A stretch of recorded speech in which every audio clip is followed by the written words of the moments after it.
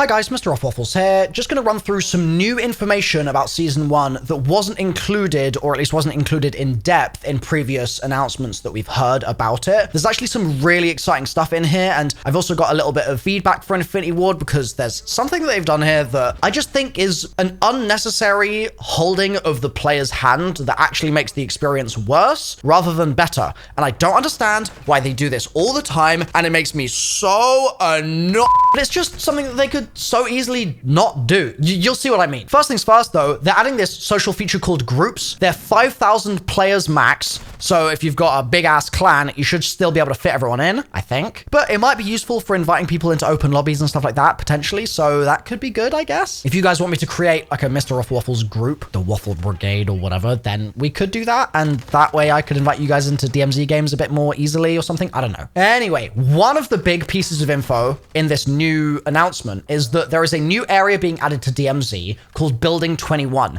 And the way that they've worded this announcement is really interesting to me. As someone that's been loving DMZ, playing the hell out of it, enjoying it so much, and that surprises me a lot because I'm normally a zombies guy and I don't usually like the other modes so much. Like DMZ's hella fun. But they say new keys have appeared in Al Mazrah, but where do they lead? The location is classified, the benefactors are unknown, but one thing's for certain, this clandestine biological laboratory, codenamed Building 21, is tricky business. Only the strongest operators survive, let alone access one of the deadliest areas of DMZ. Now, I've got to say, only the strongest operators survive kind of makes my heart heavy. It makes me a little sad inside. It makes me a little melancholic because only the cursed survive was with us for so long, dude. And it kind of never went anywhere.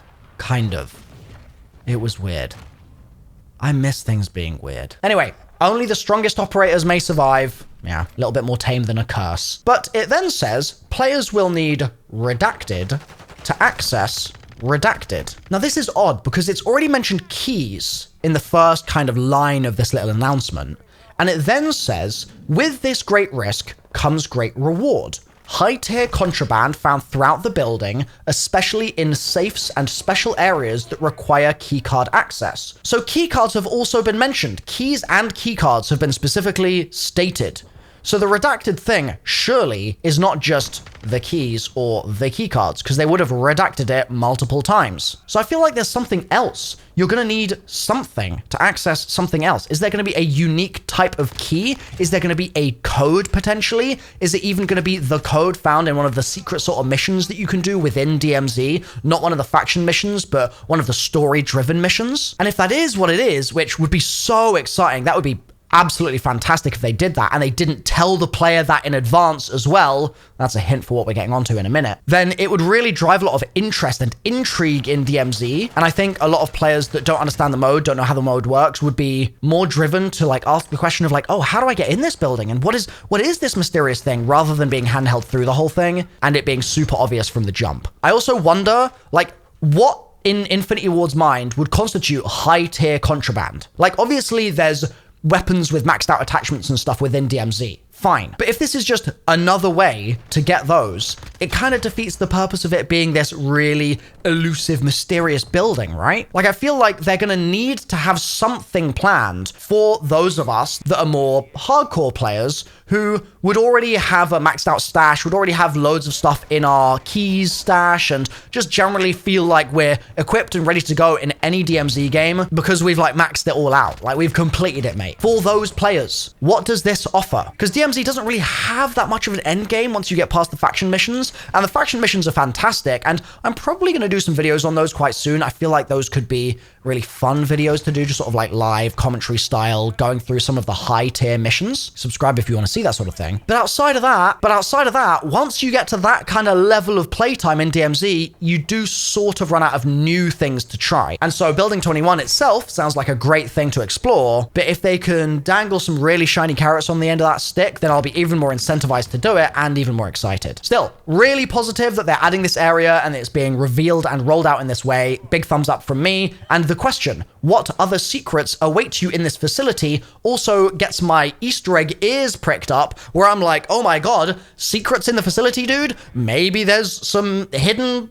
something in there, which would be a really nice surprise, seeing as quite a lot of Modern Warfare 2 has kind of relied on things not actually being that secretive. It's been quite transparent. It's been pretty out in the open. And I'm kind of fiending for some Easter eggs right now. So some secrets in Building 21 sounds good to me. They also mentioned that it's coming to Warzone. I mean, it's coming to Al Mazrah, and I guess that's a benefit of DMZ existing in the Warzone play space, that all the hard work that they're putting into Warzone to support this insane player count is going to also have knock-on effects for DMZ. So that's actually a really positive thing. And they word it slightly differently in the Warzone part of the page. They say, find a way into this restricted, redacted, and redacted. I kind of wonder if there's going to be like a secret exfil in there maybe. Like maybe there's some kind of loot that is so rare that you can't actually take it out of the building and you have to exfil there and then. I don't know.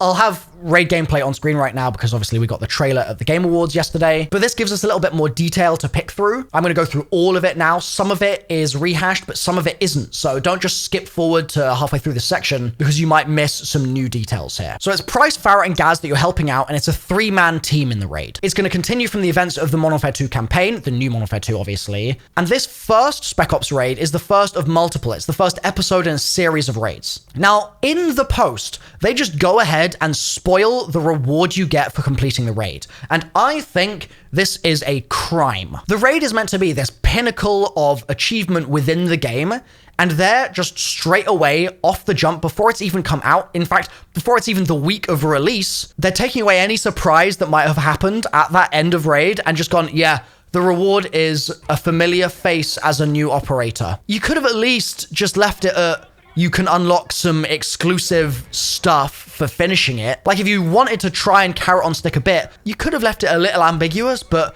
a familiar face as an operator, to me, is just a bit too on the nose. Like, I'd like there to be some mystery, because it's through mystery and through that word of mouth that you get that kind of virality of a game spreading through the population, to be honest. When someone goes to school and they're like, dude, I unlocked Reznov yesterday because I completed the raid. And they're like, first of all, how did you complete the raid? And second of all, I don't believe you that you unlocked Reznov. And they jump in game and they show each, and they're like, huh? And then they tell all them, and it like spreads like wildfire. Instead of it being this thing where it's like super telegraphed in advance. Like the surprise and the, oh my God moment makes it worth 5 times the amount if it's telegraphed, in my opinion. Anyway, you also unlock, spoilers again, a harder difficulty playlist upon completion, and that will test even veteran operators. Still quoting, you can expect to find plenty of intel that awards additional cosmetic items, in addition to some intriguing data it provides about the Modern Warfare 2 universe. Once again, you're really not incentivizing me to play the raid by saying I'm gonna find some intriguing data about the Modern Warfare 2 universe, at least personally, and I think I speak for probably the majority of the player base here. But the new playlist sounds really interesting. Like, playlist in what? Is that harder Spec Ops? Because the raid is a Spec Ops mission. So is that going to mean that we can earn more stars from it? Or like why would we want to do the harder playlist? And does that have any bearing on future raids? Is that going to be a requirement if you do that in order to get access to next raids or something? I don't know. What they have revealed is that you're going to need a raid key to access a raid, which is the first time they've ever done this. Like, imagine having to have an Easter egg key in order to do an Easter egg.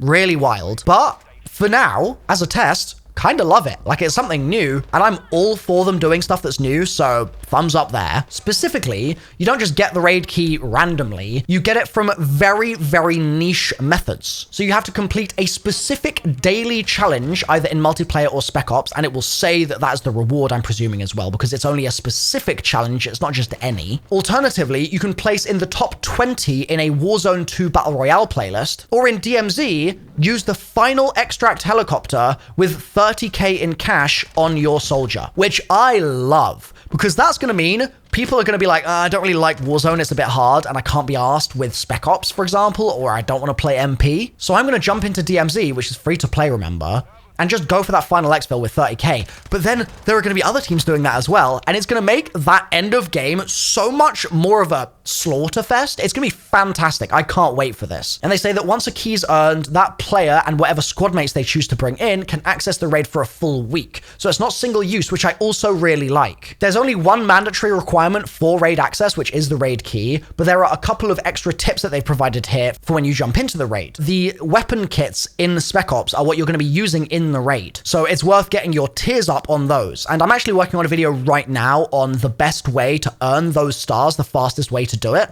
So if you're curious about that, you want to be most prepped for the raid, you're trying to go for world first or something, then absolutely check that video out. I'll link it in the description too. If there's any other DMZ or Spec Ops content that you also want to see before the raid comes out from me, then just please let me know. I'm obviously doing a lot of new content this year compared to my usual zombie stuff, and so your recommendations and your ideas are super welcome. Thanks for watching. Drop a like if you've enjoyed this. I'll see you next time. Bye for now.